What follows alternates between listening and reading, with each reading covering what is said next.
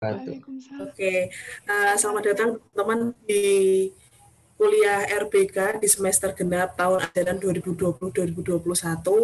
Alhamdulillah saya masih dikasih kesempatan oleh jurusan begitu untuk menemani teman-teman selama 1 semester di mata kuliah rekayasa biokimia. Sebelum kita mulai kuliah pada pagi hari ini, marilah kita buka bersama-sama dengan mengucapkan basmalah bersama-sama. Bismillahirrahmanirrahim. Rabbi srohli sodari wa yassirli amri wa hlul 'uqdatam min lisani yafqahu qawli. Baik, Dik. Saya lihat di sebaran teman-teman yang ambil RBK kelas A ini ternyata lumayan cukup banyak angkatan ya. Di 2017 ada, di 2018 ada, dan di 2019 ada. Nah, memang sih kalau untuk di RBK, mungkin teman-teman yang 2019 sebagian sudah ada yang mengambil di tahun kemarin, ada juga beberapa 2019 yang baru mengambil di semester ini begitu. Oke, pada kesempatan pagi hari ini karena masih kuliah minggu pertama begitu teman-teman, nanti insya Allah kita mendiskusikan terkait dengan kontrak kuliah, kemudian saya akan menjelaskan apa saja sih yang akan teman-teman pelajari begitu ya, teman-teman akan pelajari di RBK. Pada dasarnya RBK ini nanti sudah kompleks begitu, Dek. Jadi RBK mendiskusikan atau kita akan mempelajari lebih lanjut tentang proses industri kimia. Jadi sama kayak PIK. Kalau kemarin teman-teman di semester 3 belajar PIK hanya bersifat umum begitu ya, reaksi kimianya masih reaksi kimia yang konvensional, yang mana reaktannya dengan nanti kemudian dia jadi produk, kita lewatkan suatu reaksi yang mana nanti konstanta reaksinya adalah konstanta reaksi biasa. Nah, di RBK insya Allah nanti teman-teman akan mengenal lebih jauh sub begitu ya, sub bagian dari proses industri kimia yang nanti kita akan menggunakan mikroorganisme begitu teman-teman untuk proses pembuatannya. Nah, proses industri kimia dengan menggunakan mikroorganisme biasanya nanti disebut dengan industri bioproses, yang mana memang agak sedikit berbeda begitu teman-teman. Jadi kalau teman-teman besok kita ngerancang pabrik begitu ya, kita ngerancang pabrik kimia biasa, reaktornya kita hanya bercenderung kepada konstanta reaksi yang mana kecil saja, karena memang kita tidak ada bahan makhluk hidup yang ada di dalamnya begitu. Kita tidak menggunakan mikroorganisme sebagai katalis di dalam reaktor di reaktor kimia, industri kimia konvensional. Tetapi kalau kita ingin membuat produk yang kemudian dia berbasis biomasa, maka selain konstanta laju reaksi, konstanta laju reaksi dan kinetikanya di reaktor, kita juga akan mempertimbangkan beberapa hal karena ada makhluk hidup begitu, ada makhluk hidup yang akan kita masukkan ke dalam reaktor sehingga terkait dengan parameter yang ada di dalam reaktor ini kita akan perhatikan lebih seksama.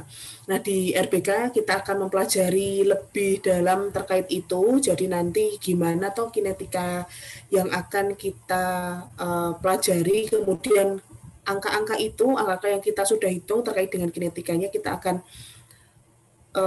terjunkan begitu, kita akan rancangkan ke suatu bioreaktor sehingga outputan dari teman-teman untuk belajar RBK selain mengetahui proses industri kimia secara biologis secara lengkap dari awal sampai akhir, nanti teman-teman juga diminta untuk bisa merancang suatu bioreaktor begitu. Izinkan saya untuk share screen untuk kuliah kontrak belajar. Di sini nanti ada apa namanya, link untuk pretest. Nanti setelah saya menjelaskan semuanya aja dulu ya. Untuk ini sebentar.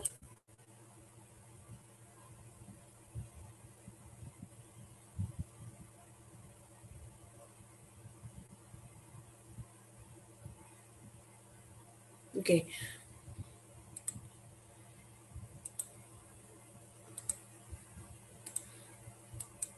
Oke, teman-teman, untuk di RBK terkait dengan CPMK untuk RBK nanti teman-teman diminta untuk akhirnya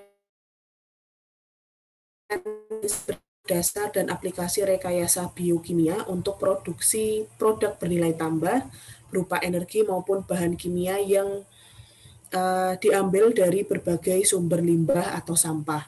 Jadi outputannya nanti kita akan mempelajari gimana mengkonservasi biomasa-biomasa yang sudah tidak diperlukan. Dalam hal ini adalah limbah biomasa atau sampah yang nanti kita akan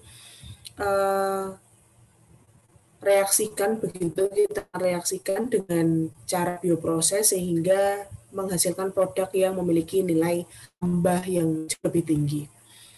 Nah, ini untuk RBK adalah seperti ini, teman-teman. Jadi RBK ini nanti cabangnya PIK ya, PIK yang cabang bioproses, sehingga nanti kita akan membahas di minggu ini selain kontra adalah pengantar mikrobiologi dulu secara kulitnya, nanti insya Allah secara dalamnya nanti teman-teman akan saya bagi kelompok untuk bisa mendeskripsikan lebih dalam.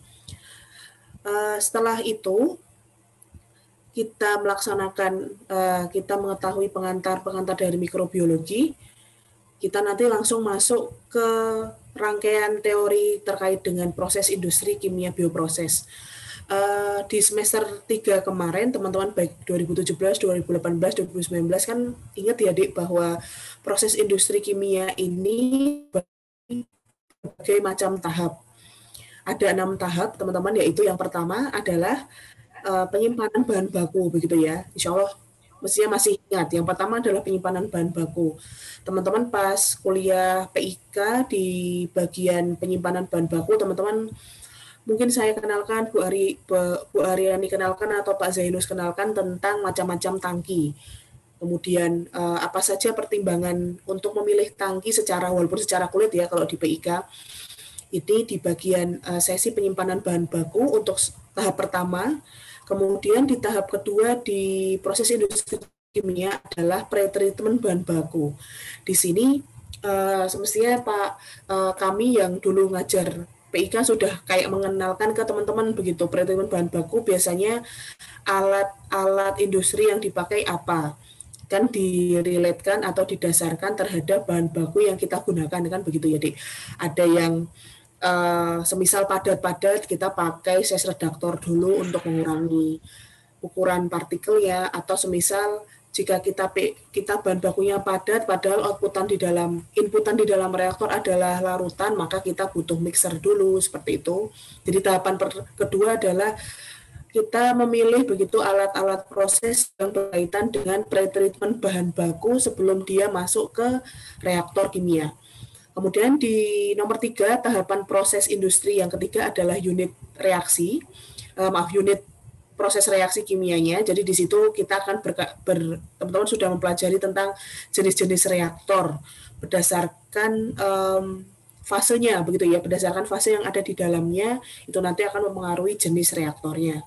Kemudian proses nomor 4 dan kelima adalah separasi dan kemudian pemurnian produk. Jadi kan keluar reaktor kan sudah ada produk, tetapi di dalam reaktor biasanya konversinya jarang yang sempurna, jarang yang 100%, sehingga outputan dari reaktor biasanya selain ada produk yang terbentuk, ada sisa-sisa bahan baku yang tidak bereaksi, kan begitu teman-teman, sehingga keluaran dari reaktor masuk ke proses yang keempat, yaitu separasi produk. Jadi produk ini kita pisahkan, begitu kita pisahkan dari bahan baku yang tidak bereaksi. Kemudian nomor 5 adalah pemurnian produk. Setelah bahan baku dan produk itu kita pisahkan, produk ini kan sudah punya kualifikasi tertentu. Nah, dia akan masuk ke serangkaian alat proses yang berfungsi untuk meningkatkan kualitasnya. Jadi semisal setelah diseparasi dari bahan bakunya begitu ya, ternyata spek produknya masih 80%. Maka teman-teman, padahal produk teman-teman di pasaran dia kadarnya 95 dan 98, maka rangkaian produk yang 80% itu nanti akan masuk ke rangkaian alat yang berfungsi untuk konsentrasi sehingga produk nanti setelah akan dijual dia jauh lebih laku dibandingkan kalau teman-teman tidak lewatkan alat proses untuk pemurnian ini. Itu yang di tahap kelima. Kemudian di tahap nomor 6 adalah setelah semua produk itu dimurnikan sesuai dengan spek yang berlaku di pasaran, kita simpan gitu ya, kita simpan produk tersebut di suatu media simpan sebelum kita akan jual ke pasar. Itu sedikit review begitu teman-teman, sedikit review terkait dengan rangkaian. Nah, hampir sama deh untuk kalau kita berbicara terkait dengan proses industri kimia bioproses, kita nanti juga akan mendiskusikan tentang 6 rangkaian ini juga, 6 rangkaian alat ini juga, 6 rangkaian proses ini juga di RBK. Tetapi tidak mungkin sifatnya adalah penambahan begitu ya. Mungkin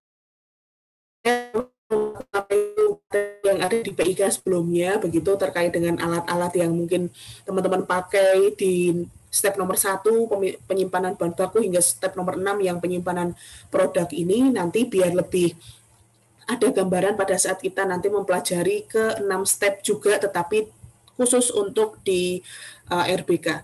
Nah, 6 step itu apa?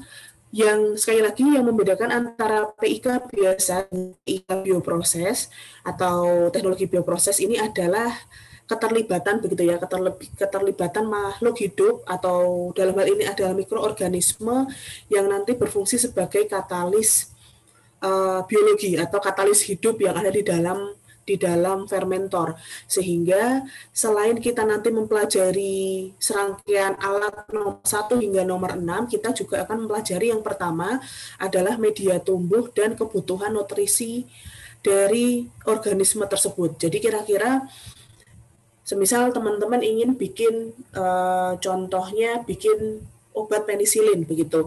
Industri penisilin membutuhkan Penicillium notatum atau Penicillium SP begitu sebagai katalis atau bahkan sebagai bahan baku utama untuk membuat obat penisilin ini. Nah, si penicillin SP atau bakterinya ini sebelum kita masukkan ke dalam bioreaktor untuk kita kembangkan, kita kembang biakan atau kemudian kita ubah menjadi obat yang lebih food grade atau lebih bisa kita konsumsi, dia akan kita tumbuhkan di suatu media tertentu begitu teman-teman. Suatu media tertentu sebelum akhirnya dia siap begitu ya, dia siap masuk ke dalam fermentor.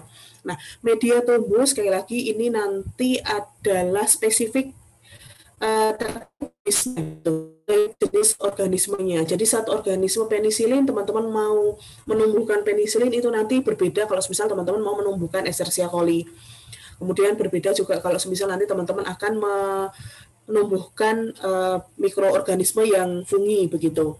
Jadi kita akan juga kenal gitu, saya akan memperkenalkan ke teman-teman macam-macam media tumbuh dan kemudian apa saja klasifikasinya begitu ya, klasifikasi yang biasanya dipakai di industri teknologi bioproses dan nanti relate terhadap nutrisi. Jadi apa saja tuh faktor-faktor yang mempengaruhi nutrisi atau zat yang dibutuhkan begitu ya, yang dibutuhkan oleh makhluk hidup agar dia survive di lingkungan. Begitu.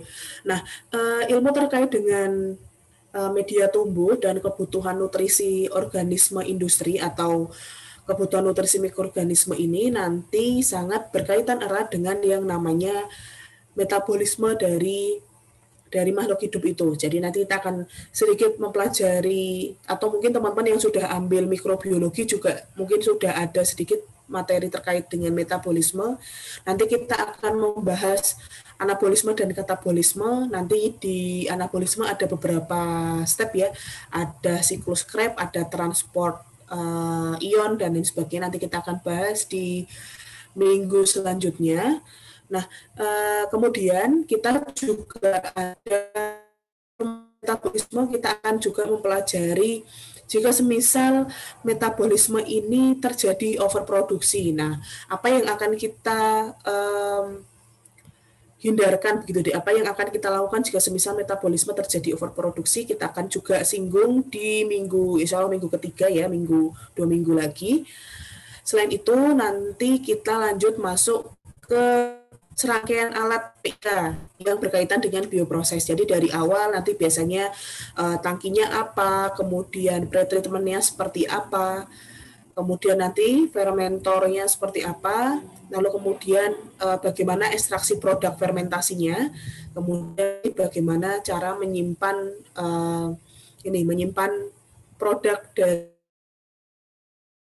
hasil bioproses. Setelah kita tahu, jadi media tumbuh nomor 2 ini, media tumbuh, kebutuhan nutrisi, kemudian ilmu terkait dengan alur metabolisme dan metabolit overproduksi, ini nanti berkaitan dengan rangkaian nomor 2, yaitu pretreatment bahan baku. Jadi kita akan lakukan pretreatmentnya itu apa aja sih? Ini. Ternyata kita butuh media tumbuh, kita butuh harus menentukan nutrisi yang ditambahkan apa, kemudian gimana caranya metabolismenya mikroorganisme ini apa dan apa yang akan kita cut gitu, kita akan tahapkan di step nomor 2. Di sini adalah tahapan pre-treatment bahan baku. Kemudian masuk ke tahapan ketiga di PIK, yaitu unit reaksi. Jadi di sini ada reaktor. Nah, kalau di PIK kita mengenal CSTR, FBR begitu ya. CSTR, batch, kemudian FBR, tubular, kemudian trickle bed. Nah, ini nanti di RBK kita juga kita akan diskusi juga tentang jenis-jenis fermentor yang biasanya dipakai untuk reaksi bioproses. Nah, ini nanti teman-teman saya akan kenalkan apa saja jenis-jenisnya, apa yang membedakan terkait dengan konfigurasi reaktornya begitu. Jadi sama-sama batch begitu, DPIK punya reaktor batch, di RBK juga ada reaktor batch tapi dia punya konfigurasi yang berbeda. Karena sekali lagi di dalam reaktor itu nanti ada mikroorganisme ya, ada makhluk hidup. Jadi kita harus tambahkan satu konfigurasi alat yang memang berbeda atau lain begitu ya dari fermentor yang kita gunakan, reaktor yang kita gunakan di reaksi industri kimia biasa begitu. Nah, setelah kita tahu fermentornya seperti apa, nanti berkaitan di dalam fermentor juga, karena di dalam fermentor nanti mikroorganisme berfungsi untuk sebagai katalis begitu ya, sebagai katalis.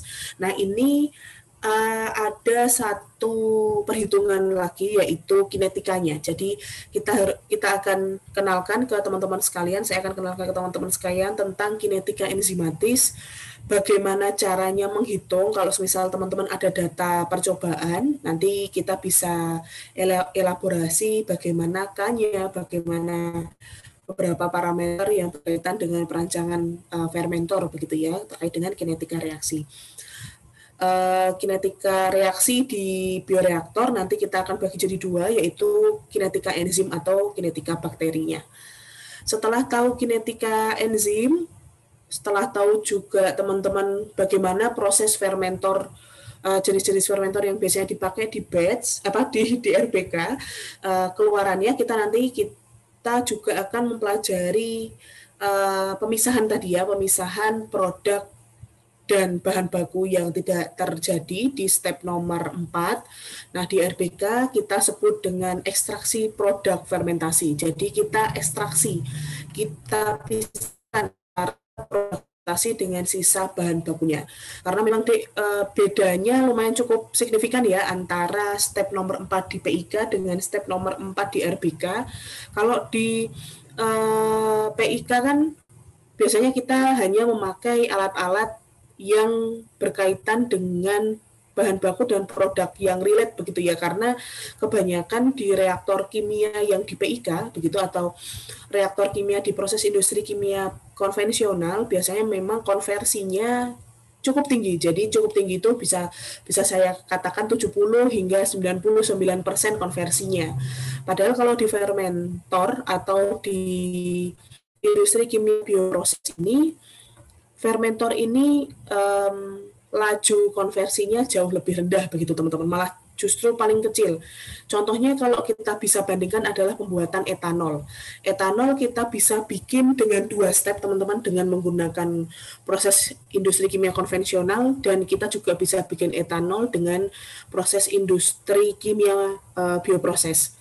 Untuk konvensional, PIK konvensional, etanol ini kita bisa pakai, kita bisa buat dengan cara hidrasi etilen. Jadi C2H5 kita tambahkan H2O, dia nanti jadi C2H5OH, begitu teman-teman. Dia, sebentar, saya ambil pen tab dulu ya, biar saya bisa orek-orek.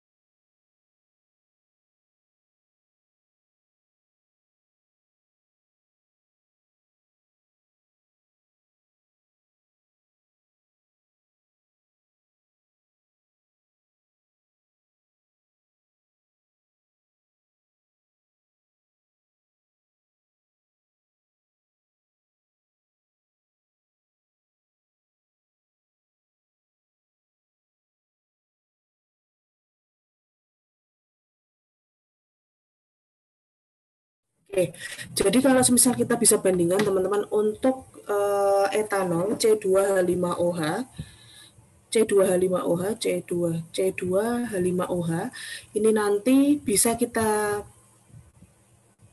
buat begitu dengan cara konvensional atau dengan cara bioproses.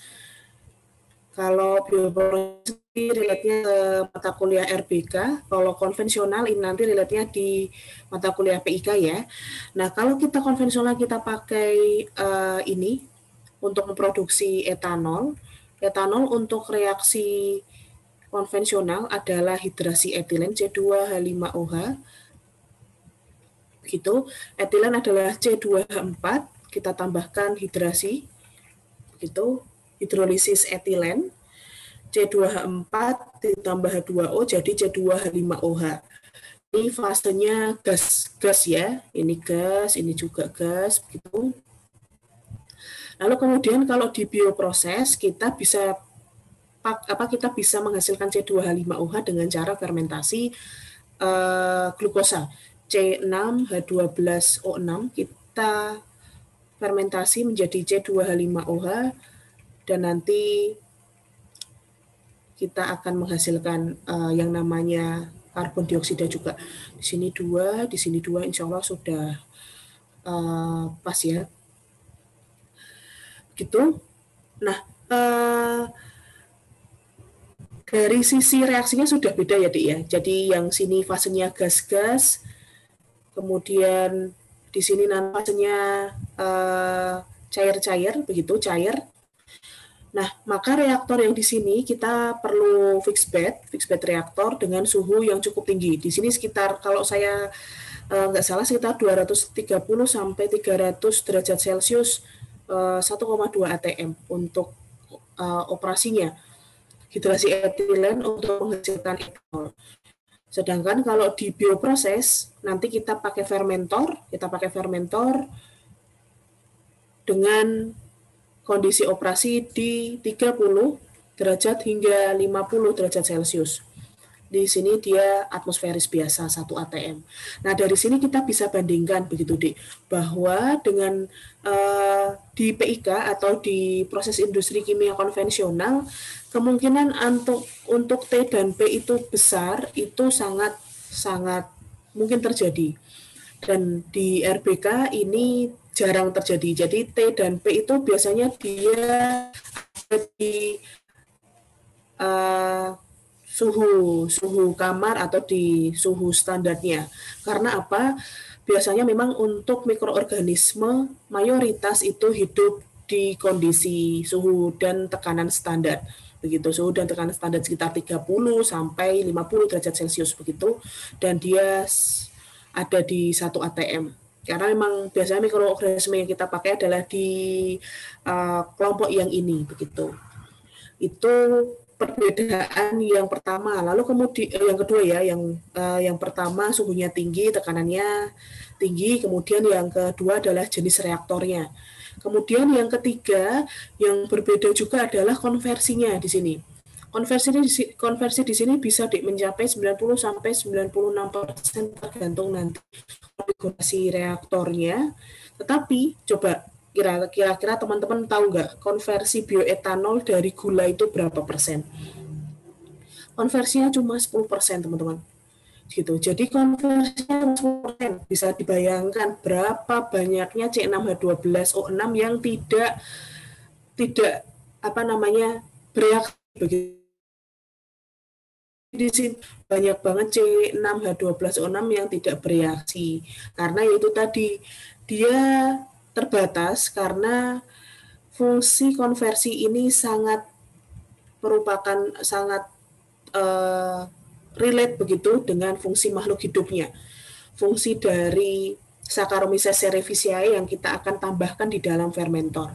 Semakin banyak, belum tentu semakin tinggi juga konversinya, teman-teman. Jadi semakin banyak Saccharomyces cerevisiae sebagai katalis untuk membuat etanol ini kita tambahkan ke dalam fermentor, maka kita juga harus tahu berapa nutrisi yang harus kita masukkan, kemudian berapa suhu yang harus kita jaga, berapa pH yang harus kita jaga begitu. Jadi masih banyak gitu ya parameter yang kita cek. Jadi sini kita harus ngecek pH, kita harus ngecek nutrisinya, kita juga harus ngecek medianya itu seperti apa, kemudian laju tumbuh dari si Saccharomyces cerevisiae itu sampai seberapa lama begitu. Tetapi kalau di PIK kan enggak. Jadi di industri konvensional biasa kan dia yang penting konversinya segini, katalisnya tahu, kemudian suhunya asal nyampe, tekanannya asal nyampe, kita bisa hasilkan kan begitu.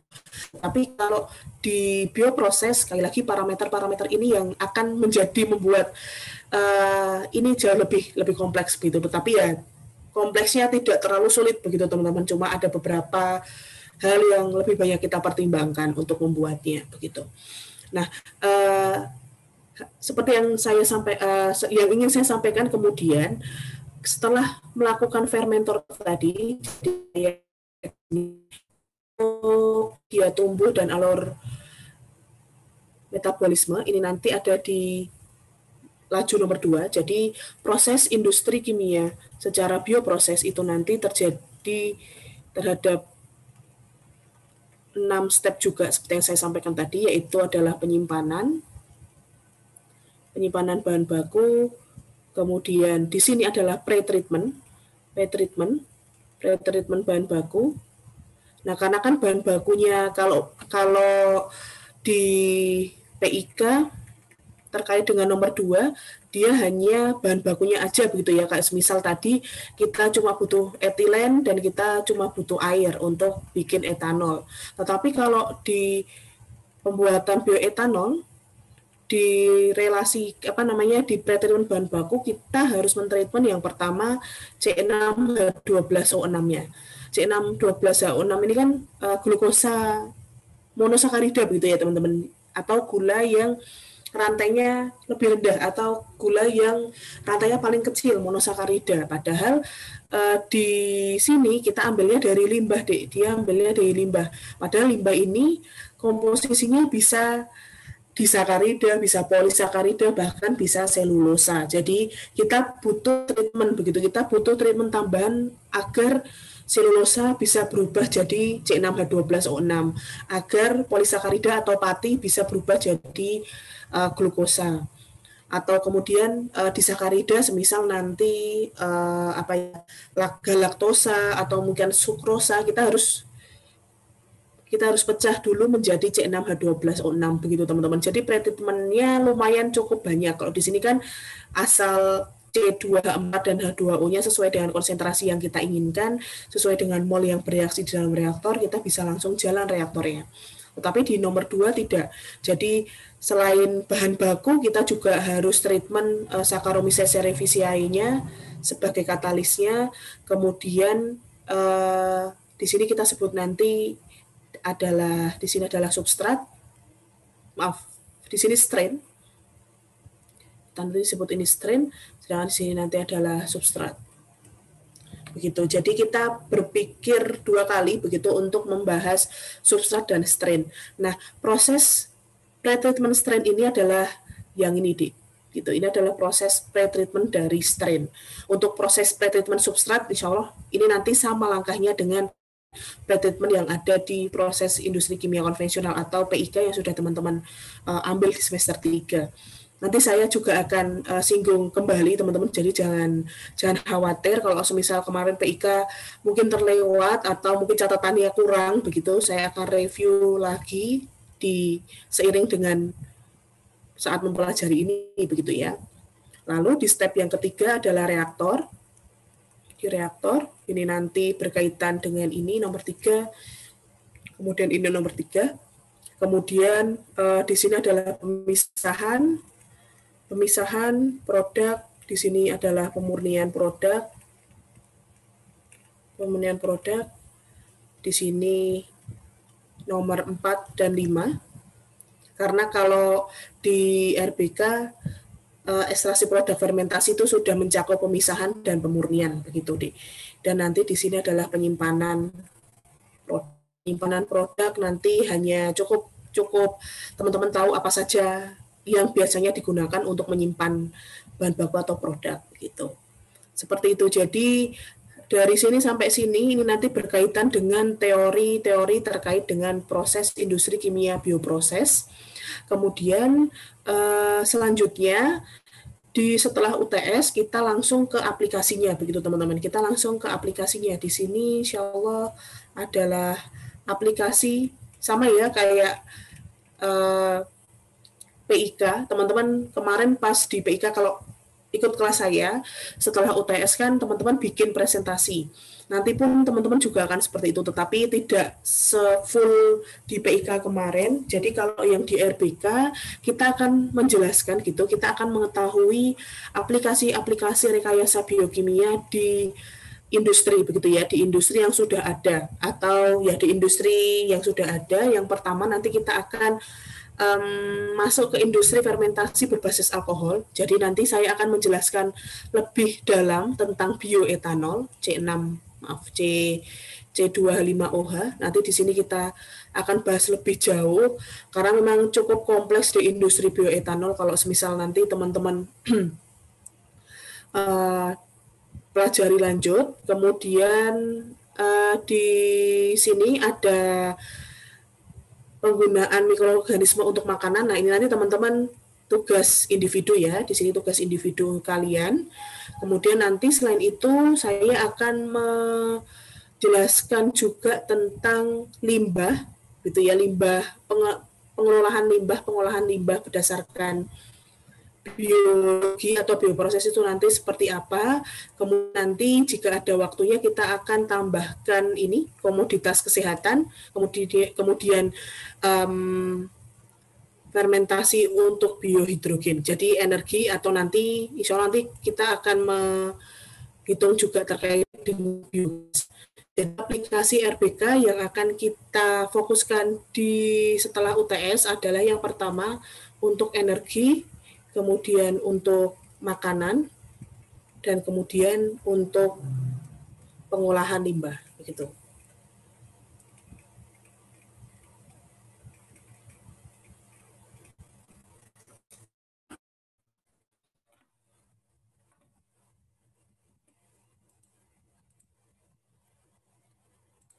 Oke, seperti itu teman-teman.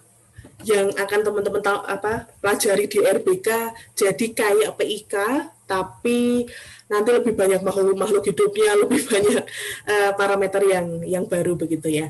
Nah, nanti di akhir saya akan juga di sini sepertinya materi belum saya update juga, kita akan memperkenalkan ke teman-teman bagaimana caranya merancang bioreaktor. Tapi karena alhamdulillah teman-teman PIK di sini RBK di sini kurikulumnya masih kurikulum 2010 begitu teman-teman. Jadi di RBK terkait dengan perancangan bioreaktor ini saya memperkenalkan. Tetapi kalau besok sudah di kurikulum 2020 perancangan bioreaktor lebih kompleks gitu ya. Jadi nanti teman-teman juga saya akan kenalkan gimana caranya ngerancang bioreaktor tapi algoritmanya saja begitu. Bioreaktor itu fermentor teman-teman. Oke, lanjut. Insya Allah seperti itu untuk materi selama 1 semester. Nah, teman-teman, karena RBK ini jarang perhitungan begitu. Jadi saya yakin teman-teman bisa menyimak ini walaupun secara asinkron begitu ya. Jadi nanti mungkin akan sering asinkron teman-teman dibandingkan sinkron, tetapi khusus untuk menghitung kayak kinetika enzimatis begitu. Jadi ada beberapa perhitungan nanti yang akan saya mungkin tambahkan di minggu-minggu tertentu terkait contoh yang paling paling penting adalah di sini di kinetika enzimatis. Pada saat kita membahas kinetika enzimatis nanti kita akan sinkron begitu ya. Teman-teman nanti cek terus, misal nanti saya akan langsung masukkan link untuk penjelasannya gitu. Jadi teman-teman bisa langsung menyimak di jam kuliah. Oke.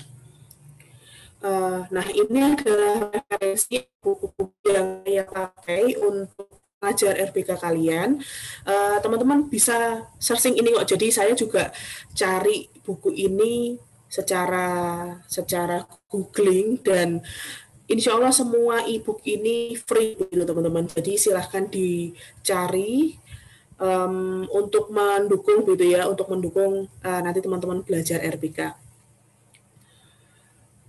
Nah, untuk di RBK nanti saya masih pakai evaluasi yang lama begitu. Jadi saya sepertinya belum masuk ke CPMK. Nanti kalau semisal ada update dari evaluasi terkait dengan RBK, saya harus diskusi dulu begitu dengan Bu Umi sebagai dosen RBK yang kelas yang lain, karena beliau jauh lebih banyak kelasnya. Saya kebetulan cuma dapat kalian begitu, cuma dapat RBK kelas A. Jadi nanti saya akan tanya ke Bu Umi apakah beliau mengimplementasikan CPMK. Kalaupun mengimplementasikan CPMK, nanti saya akan share di minggu depan begitu ya tentang evaluasi yang akan saya lakukan untuk teman-teman di breakdown berdasarkan CPMK begitu. Kalau di yang lama, presentasinya adalah seperti ini. Jadi kehadiran saya akan nilai begitu teman-teman, dan insya Allah asal teman-teman ikut begitu ya, dan teman-teman mengerjakan tugas sebagai pengganti presensi asinkron, semisal besok jika ada, teman-teman nanti tetap akan saya klaim untuk hadir. Jadi kalaupun betul-betul pada saat sinkron seperti ini ada kendala jaringan, teman-teman bisa chat atau bisa WhatsApp, dan nanti saya kasih keringanan, karena memang terkendala jaringan itu kan memang suatu faktor teknis yang paling besar kalau semisal kuliah sinkron seperti ini. Jadi saya akan tetap anggap kalian masuk jika semisal qadarullah pada saat kita sinkron kayak gini teman-teman jaringannya nggak begitu bagus begitu ya. Setelah kehadiran 10%, nanti penugasan UTS UAS nanti saya pukul sama rata adalah 30%, 30%, dan 30%. Sekali lagi teman-teman, untuk jika evaluasi ini nanti berdasarkan CPMK, nanti saya akan share ke kalian semua lagi di minggu depan. Tetapi tetap sama di peraturan grade nilainya, walaupun nanti di sistem penilaian seperti ini atau nanti sistem penilaian CPMK, sebagai peraturan UII yang berkaitan dengan nilainya, belum ada peningkatan dan belum ada penurunan terkait dengan grade A. Jadi grade A adalah teman-teman yang mendapatkan nilai akhir lebih dari sama dengan 80. Jadi udah 80 ke atas auto A teman-teman untuk nilai kalian. Saya harap karena RBK ini adalah mata kuliah yang mungkin lebih ringan dibandingkan mata kuliah yang teman-teman ambil baik di semester 4, semester 6 ataupun semester 8 ini. Jadi saya harap teman-teman juga bisa maksimal begitu ya, walaupun kok kayaknya enteng nih materinya tetapi teman-teman tidak maksimal nanti juga akan berpengaruh di nilai begitu deh. Oke, insya Allah seperti itu untuk kontraknya. Ada yang ingin ditanyakan dulu ini?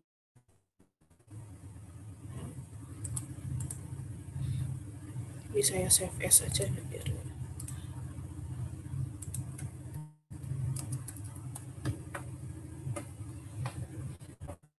Oke. Baik, kalau nggak ada kita tuh sampai jam berapa sih sebenarnya? Jam 11 lebih berapa ya, Dik? Bentar. Duh, salah. Terus RBK sampai sampai jam 12 ya. Oke, masih ada 45 menit. Sebenarnya untuk materi yang saya akan sampaikan di sini terkait dengan pengantar mikrobiologi, begitu. Ini nanti saya hanya menjelaskan kulitnya saja gitu ya. Nanti teman-teman akan saya buat untuk kelompok begitu, untuk bikin video presentasi. Jadi nanti teman-teman bisa rekam di Zoom begitu, nanti diupload di YouTube bisa, atau nanti langsung di-upload videonya di Classroom begitu juga boleh. Terkait dengan mikrobiologi. Nanti ini di akhir ya, atau di awal deh, biar nanti waktunya kalau semisal kurang, nanti penjelasan tugasnya teman-teman sudah tahu begitu. Nah, di materi pertama untuk di RBK adalah pengantar mikrobiologi. Jadi pengantar mikrobiologi itu lebih kepada teman-teman outputannya bisa paham begitu ya, bisa paham apa beda dari masing-masing mikroorganisme. Seperti yang sudah kita ketahui bahwa yang disebut dengan mikroorganisme ini adalah makhluk hidup, begitu. Ya, Bapak Yusti sama Hafni, kalau semisal sinyalnya tidak stabil, ini saya insya Allah rekam teman-teman, jadi nanti teman-teman juga bisa review kembali di YouTube ya. Oke, sebentar, tadi mau bilang apa, lupa kan? Oh ya, mikroorganisme secara pengertian kan dia adalah makhluk hidup yang memiliki ukuran kecil begitu teman-teman, ukurannya sangat mikroskopik. Nah, secara pembagian di ilmu mikrobiologi ini mikroorganisme dibagi menjadi 5 suku gitu ya, kingdom mungkin ya, sebenarnya saya bahas 5 kingdom, yaitu yang pertama virus, kemudian bakteri, fungi, alga, dan protozoa. Nah, karena akan cukup banyak waktu begitu jika semisal kita bahas lebih detail, maka nanti saya akan minta teman-teman untuk bekerja begitu, membuat ikhtisar terkait dengan kelima kingdom mikroorganisme tadi, yang nanti saya harap teman-teman yang lain bisa menyimaknya untuk nanti bisa mendapatkan wawasan lebih lanjut gitu ya. Nah, mikroorganisme nanti karena kebetulan teman-teman 36 orang ya, 36 orang. Nanti insya Allah saya akan bagi 6 kelompok begitu ya, 6 kelompok. Nanti kelompok 1 membahas urutan yang paling kecil, virus. Kemudian kelompok 2 adalah bakteri, karena nanti bakteri ini lumayan cukup banyak deh. Kalau misalnya cuma 1, nanti bukan konten ya, maksudnya tim kelompok ini kerjanya akan jauh lebih banyak dibandingkan kelompok yang lain. Jadi saya akan bagi, yaitu bakteri eukariotik untuk kelompok 2, dan yang ketiga adalah bakteri prokariotik. Kemudian kelompok yang keempat ini nanti akan menjabarkan terkait dengan fungi. Kemudian kelompok 5 menjelaskan tentang alga, dan yang kelompok 6 adalah protozoa begitu. Nah, 6 kelompok ini akan setidaknya akan membahas ke 5 poin ini. Yang pertama adalah morfologi. Jadi morfologi itu bentuk. Kalau kelompok 1 berarti bentuk virus itu ada apa aja toh, kemudian bentuk-bentuk itu tuh akan difungsikan untuk apa, atau fisiologi gitu ya, fisiologinya. Jadi kalau virus kan ada kepala virus, ada kaki virus, ada badan virus. Nah, kepala virus untuk apa, badan virus untuk apa, leher virus untuk apa itu nanti dijelaskan di poin morfologi dan fisiologi. Pun itu untuk bakteri, fungi, dan alga ya teman-teman. Jadi struktur fungi itu seperti apa? Oh, kalau semisal dia spora, ada kepala spora atau seperti apa gitu, nanti teman-teman bisa tampilkan di PPT begitu, nanti teman-teman kemudian jelaskan fungsi dari masing-masing dari bagian badan kelima mikroorganisme ini. Lalu setelah itu nutrisi. Nah, nutrisi ini adalah makanannya. Jadi virus itu makannya apa toh? Kemudian bakteri eukariotik itu makanannya apa? Kemudian bakteri prokariotik, fungi, alga, protozoa itu makannya berupa apa dan bagaimana cara mendapatkan makanannya.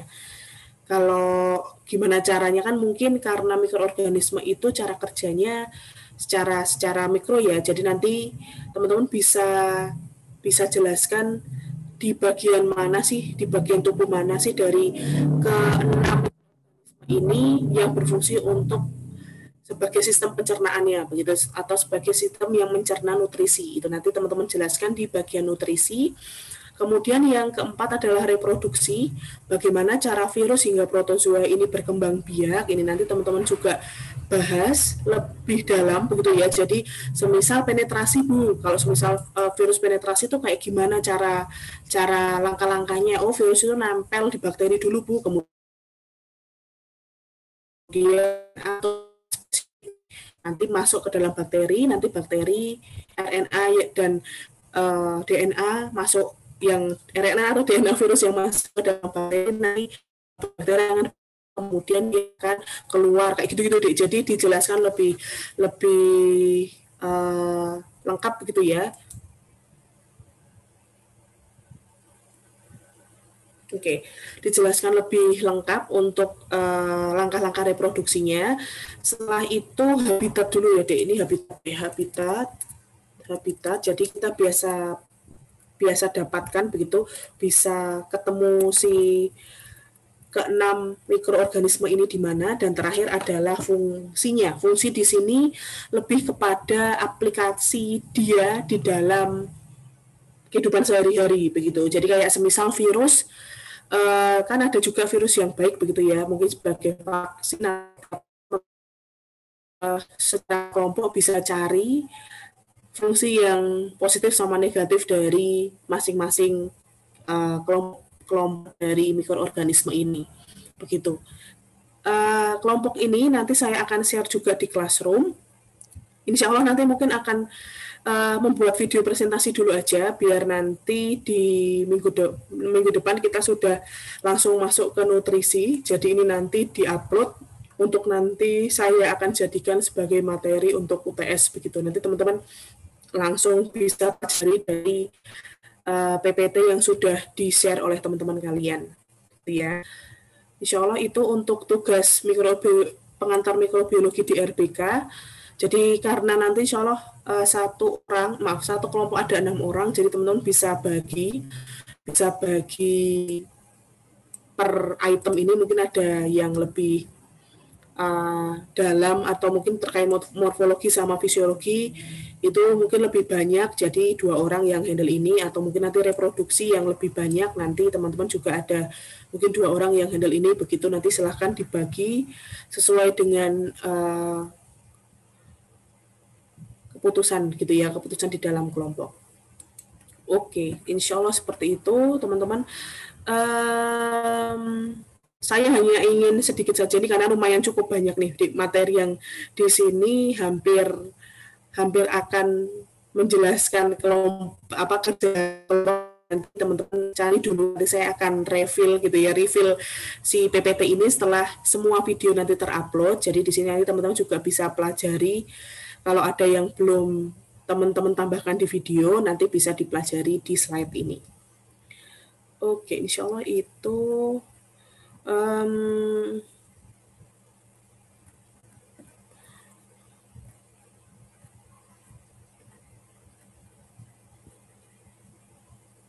ya. Apalagi ya yang mau saya sampaikan, sedikit dulu deh ya. Nanti sisanya teman-teman bisa buat sebagai bahan presentasi. Oke.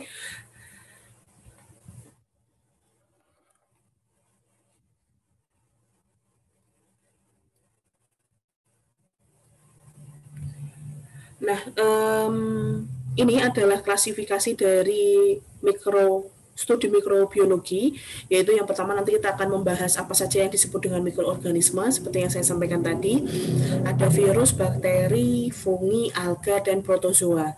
Nah, kemudian orang-orang yang mempelajari lebih lanjut gitu ya, lebih lanjut tentang virus atau tentang bakteri begitu, nanti ada ilmunya, begitu ilmu yang mempelajari virus itu adalah virologi, insya Allah teman-teman sudah pada tahu nih ya. Kemudian bakteri, ilmu yang mempelajari bakteri adalah bakteriologi, untuk mempelajari jamur atau fungi adalah mikologi, alga adalah algologi. Studi terkait dengan protozoa biasanya dia akan digabungkan dengan algologi, begitu.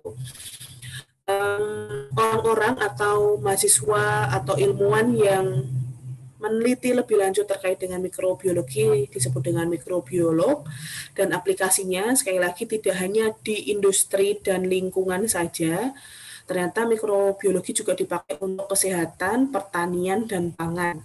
Nah, nanti di RBK kita akan display 3 ini, jadi industri, dalam hal ini adalah energi, kemudian pangan, dan lingkungan, sehingga saya mengharapkan dengan adanya aplikasi di 3 ranah ini saja teman-teman sudah ada bayangan begitu ya tentang apa toh yang difungsikan begitu terhadap mikrobiologi mikroorganisme ini biar dia bisa nambah nilai jualnya. Lalu proses untuk mikrobiologi ada yang mempelajari fisika body struktur dari struktur tubuh dari mikroorganisme disebut fisiologi, kemudian hingga sampai struktur penyusun tubuhnya yaitu genetika mikrobanya. Kemudian setelah itu gimana caranya dia tumbuh berkembang itu disebut dengan ekologi mikroba. Begitu deh. Nah, ini mungkin yang terakhir yang saya bisa sampaikan di kuliah RBK pada pagi hari ini adalah struktur ukurannya, ukuran dari masing-masing mikroorganisme. Nah, kita sepakat begitu ya, Dek, bahwa struktur yang paling kecil di dewasa ini, di dunia ini, sejauh ini adalah atom. Yang mana memang atom dia memiliki ukuran 0,1 nanometer. 0,1 nanometer. Selain itu, struktur nano juga dipakai atau juga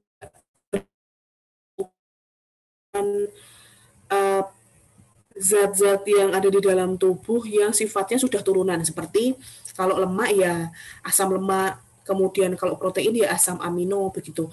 Jadi turunan zat-zat nutrisi yang kita makan itu sifatnya sudah skala nano di antara 1 sampai 10 nanometer.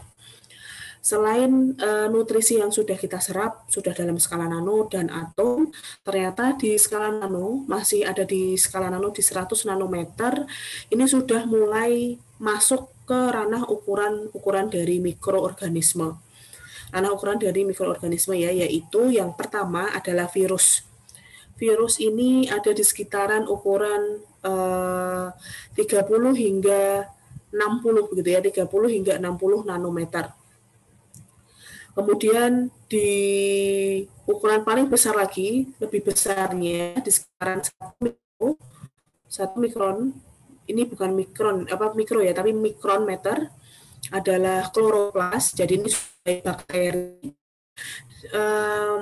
Bakteri itu ada di sekitar 1 sampai 10 mikron begitu ya, mikron meter.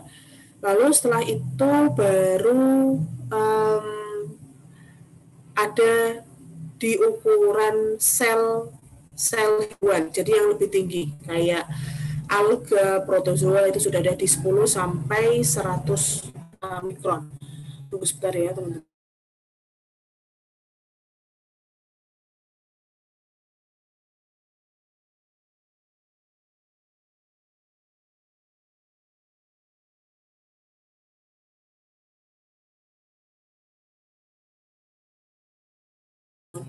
Oke, jadi ada di ukuran 1 sampai 100 mikrometer itu adalah untuk mikroorganisme. Lalu selanjutnya untuk sudah makroorganisme seperti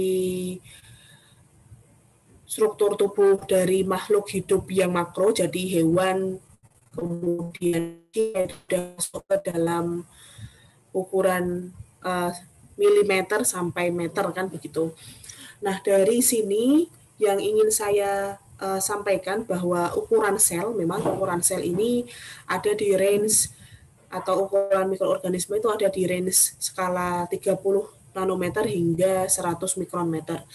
Nah, di sini untuk melihat begitu ya, untuk melihat ukuran sel kita ada dua begitu, ada dua alat yang membantu begitu, ada dua alat yang membantu untuk melihat ini pergerakannya. Kita sebut dengan mikroskop cahaya atau light microscope, seperti yang sudah teman-teman mungkin pas SMA atau SMP pernah pakai gitu ya, mikroskop ini adalah light microscope.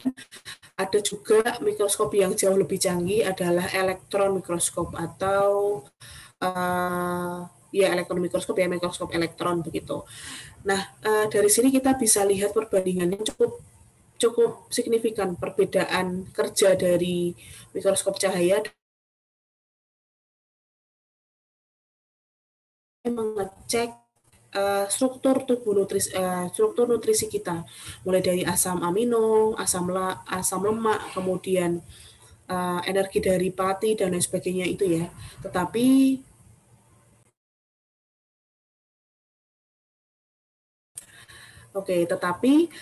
si elektron mikroskop limitasi ini masih belum bisa mengukur atau melihat struktur atom itu seperti apa. Gitu ya. Jadi mikroskop elektron sekali lagi dia bisa melihat begitu, mengecek struktur fisiologi dari small molekul atau ukuran molekul yang kecil yang menutrisi makanan kita hingga sampai ke sel bakteri. Tetapi kalau mikroskop cahaya dia hanya bisa melihat dari struktur selnya saja. Itulah kenapa si mikroskop cahaya, virus itu tidak bisa terdetek dengan mikroskop cahaya karena ukurannya kecil sehingga dia harus pakai mikroskop elektron begitu. Jadi kalau sudah masuk ke makroorganisme kita bisa lihat dengan mata biasa begitu. Insya Allah itu untuk kuliah hari ini. Nanti setelah slide ini seperti klasifikasi dari virus, klasifikasi dari bakteri, kemudian klasifikasi dari jamur, dan kemudian alga dan protozoa. Sebentar ya.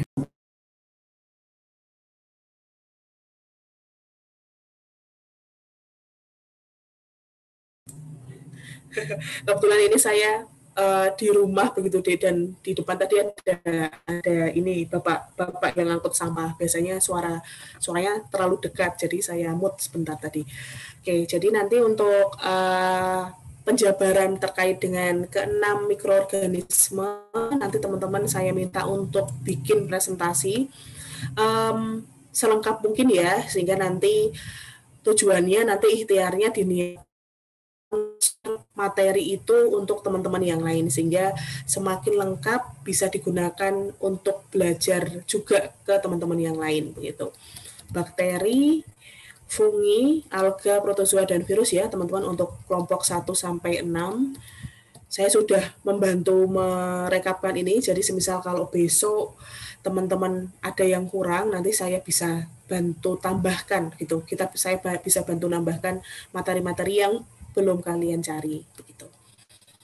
Insya Allah itu Dek, nanti saya share untuk tugasnya ya terkait dengan presentasi tadi. Karena masih kuliah perdana, jadi saya harap dan saya bisa mendoakan teman-teman bisa lancar begitu ya untuk ikut kuliah RBK selama 1 semester walaupun masih secara daring. Jadi saya sih berharapnya teman-teman bisa mendapatkan atau bisa memahami kuliah RBK ini dengan baik walaupun memang masih online, masih Zoom atau mungkin nanti mungkin masih pakai YouTube begitu.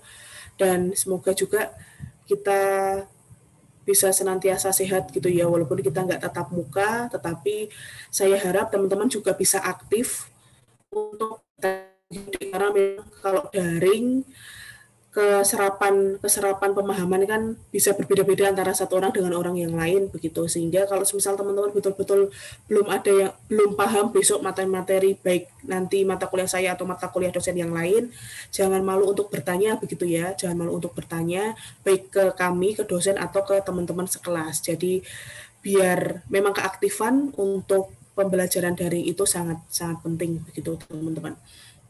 Oke, jika tidak ada yang ingin ditanyakan, nanti pertanyaan susulan pula bisa teman-teman tempelkan di Classroom, atau mungkin nanti teman-teman bisa tanya langsung ke saya via WhatsApp. Insya Allah minggu depan kita langsung mulai ke proses pretreatment bahan baku untuk proses industri bioproses ya. Jadi kita akan memperkenalkan ke teman-teman apa saja jenis media industri dan nutrisi mikroorganisme yang biasanya kita akan pakai untuk pembuatan produk di industri fermentasi. Insya Allah itu, jangan lupa untuk tugas presentasinya. Sepertinya deadline-nya tidak perlu minggu depan, nggak apa-apa dek, karena ini nanti saya akan recap dan saya akan lihat di minggu ke-7. Jadi minggu 7 nanti kita akan, insya Allah akan ada pretest, begitu, ada pretest, sehingga saya harap teman-teman bisa mengerjakan begitu ya, bisa mengerjakan UTS dengan cukup baik. Oke, sebentar dik, saya mau ngecek link tadi untuk pretest.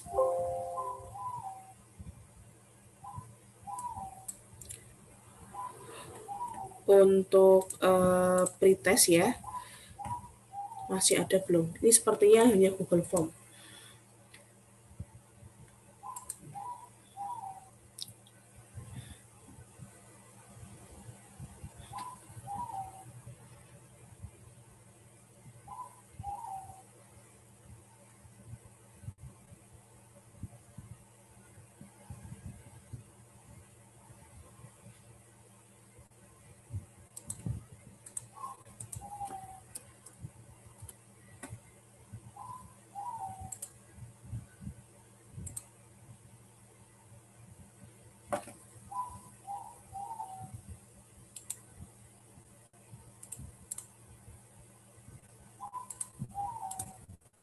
Oke.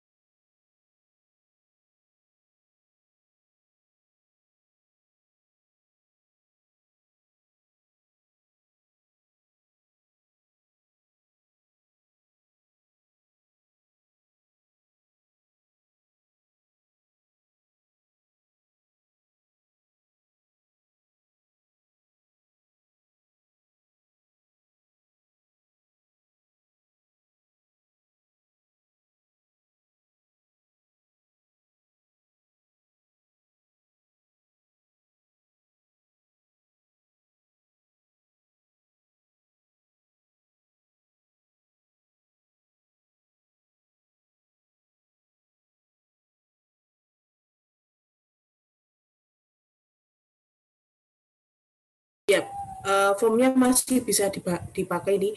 Teman-teman, sebelum kita tutup, kita pretest sebentar, 10 menit. Insya Allah gampang kok soalnya, saya cuma pengen, ini insya Allah isinya adalah paragraf begitu. Saya minta nanti teman-teman untuk isi begitu ya, untuk isi pretest yang nanti akan saya share lagi linknya. Sebelum kita tutup, jadi pretestnya nanti teman-teman bisa laksanakan setelah kuliah ditutup aja. Sebelum kita tutup, karena kebetulan ini 36 orang, padahal teman-teman ada 36 orang, jadi ada satu orang yang belum